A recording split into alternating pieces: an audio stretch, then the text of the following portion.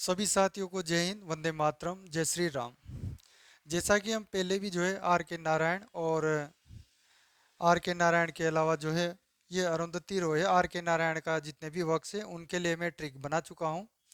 और अब जो है आर के नारायण के बाद जो है मैं अरुंधति रॉय को लेकर आया हूँ, ताकि इनके भी जितने भी वर्क्स हैं उनको हम एक साथ जो है ट्रिक से याद रख सके और एग्जाम हॉल में हम कंफ्यूज ना हो कि ये नोवेल या शॉर्ट स्टोरी या जो आर्टिकल है वो कौन से राइटर ने लिखा है। तो इसे भी हम एक स्टोरी से याद रखेंगे, क्योंकि बहुत सारे हैं इसलिए एक कहानी टाइप हमें बनानी पड़ेगी, तभी हम इसे याद रख सकते हैं। तो कहानी जो मैंने बनाई है अरुंधति रॉय के लिए, पहले उसे डायरेक्ट सुन लीजिए। जैसे कि गॉड जो होता है यानी कि ईश्वर, ईश्वर जो होता है वो छोटी छोटी चीज़ों का ही नहीं होता है, यानी कि स्मॉल थिंग्स का ही नहीं होता है, बल्कि ईश्वर जो है बड़ी चीज़ों का भी होता है। बड़ी चीज़ों से मतलब है जैसे जंगली जानवर होते हैं, बीस्ट टाइप जो प्राणी होते हैं उनके लिए भी ईश्वर होता है। तभी तो ये होता है कि जब एक ऑर्डिनरी पर्सन यानी कि साधारण व्यक्ति जो है, साधारण व्यक्ति जब कॉस्ट ऑफ लिविंग के बारे में गणित लगाने लगता है या उसके बारे में इमेजिनेशन करने लगता है, और जब वो घूमते घूमते, कैसे घूमते घूमते, जब वो युद्ध के बारे में और जनशक्ति के बारे में, जनशक्ति से मतलब पब्लिक पावर के बारे में बातें करता है, कन्वर्सेशन करता है अरुंधति के साथ, तो हमारी जो कॉस्ट ऑफ लिविंग है, हमारी जो इमेजिनेशन है उसका भी एंड हो जाता है। इस तरह से आपको स्टोरी को याद रखना है। फिर से इस पर बोर्ड पर लिखा हुआ है, मैं दिखा देता हूँ आपको एक बार। ईश्वर, ईश्वर मतलब गॉड, छोटी छोटी चीजें मतलब स्मॉल थिंग्स का ही नहीं होता है, बल्कि बड़ी बड़ी चीजें। ये जहाँ ग्रीन पर लिखा हुआ है, ग्रीन से वो हिस्सा हमें छोड़ना है, बाकी जो रेड से लिखा हुआ है उसमें कहीं ना कहीं एक न एक वर्क का जो है नाम छुपा हुआ है, एक न एक नोवेल या आर्टिकल का नाम छुपा हुआ है, ये रेड जितने भी वर्ड लिखे हुए हैं। तो जैसे ईश्वर गॉड छोटी छोटी चीज़ों यानी स्मॉल थिंग्स का नहीं बल्कि बड़ी बड़ी चीज़ें, जैसे बीस्ट, बीस्ट यानी कि जानवर जितनी बड़ी चीज़ों, जंगली जानवर जितनी बड़ी चीज़ों का भी ईश्वर होता है, छोटी का ही नहीं बल्कि बड़ी चीज़ों का भी होता है।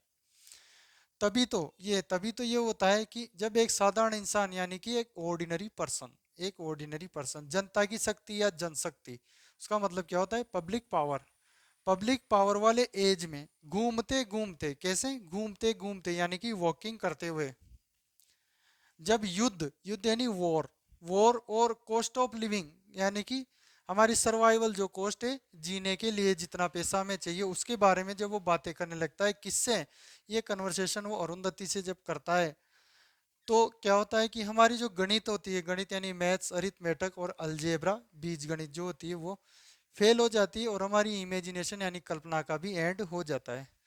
तो अब देखिए इससे जो है सारे उसे सब जगह से एक एक नोवेल या आर्टिकल का नाम मैं बनाकर बताता हूँ आपको।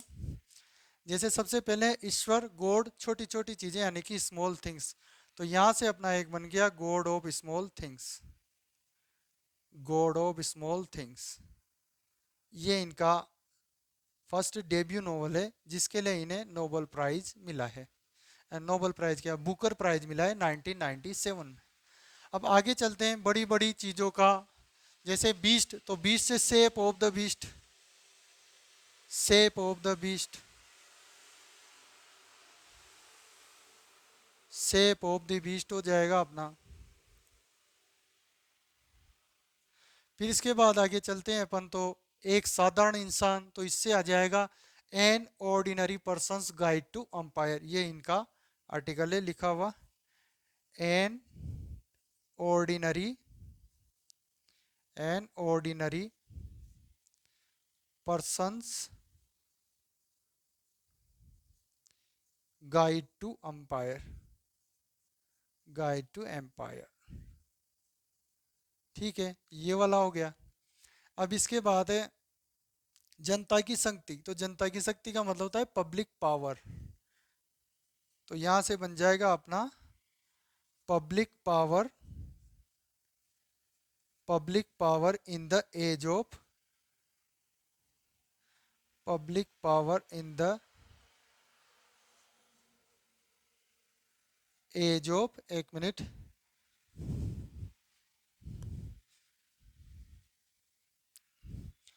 Public power in the age of empire,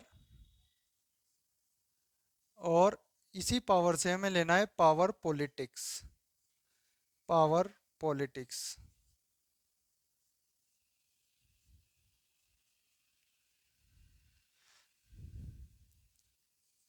इसके बाद पांचवें नंबर का हो जाएगा इनका घूमते घूमते, तो घूमते तो वॉकिंग, वॉकिंग